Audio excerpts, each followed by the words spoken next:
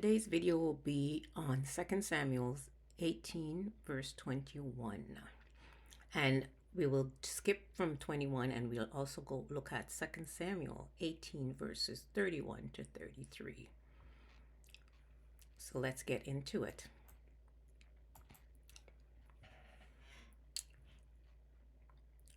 Reading from verse 21, it says, "Then said Joab to the Cushite, 'Go tell the king what you have seen.'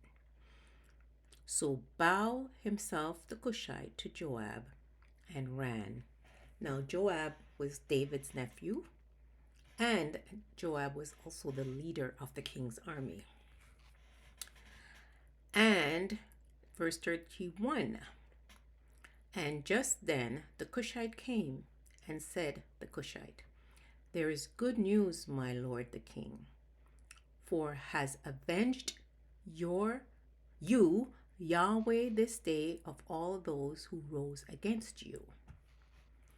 Jumping to 32, "And said the king to the Cushite, 'Is safe the young man Absalom?' So answered the Cushite, 'May be like that young man, the enemies of my lord the king, and all who rise against you to do thee harm, be as that young man is.'" So in other words, the Cushite is telling David, this young man you're asking about, he's dead. Of course, the Cushite knows it's David's son, but he's just saying he's dead. And verse 33, "And was deeply moved the king, and went up to the chamber over the gate and wept. And thus he said as he went, 'My son Absalom, my son Absalom, oh, that given had died I in your place, Absalom, my son, my son.'" And the thing I wanted to kind of like bring out is, again, this Cushite.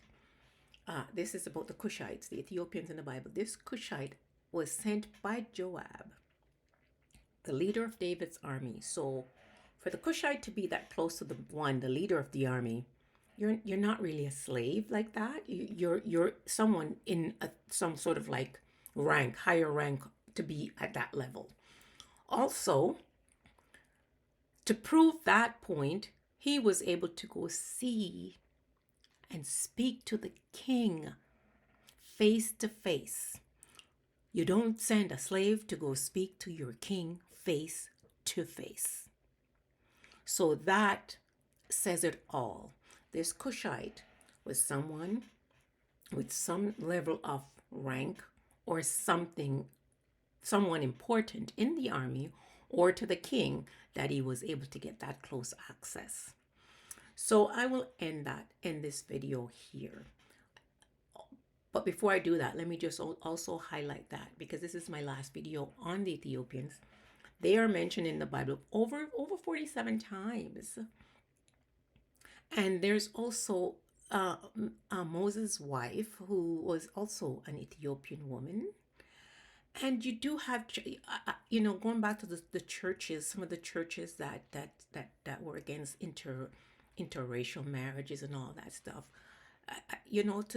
For me, it boggles my mind to see that you have people that are sitting there having pastors telling them things that they can go in the Bible themselves and read this. Because I would say to my pastor, you have to explain to me, how is it that Moses was able to do that? If there's a problem with interracial marriages, why was Moses able to do that? Anyways, this video is not about that, so I will end it here. Thank you for watching.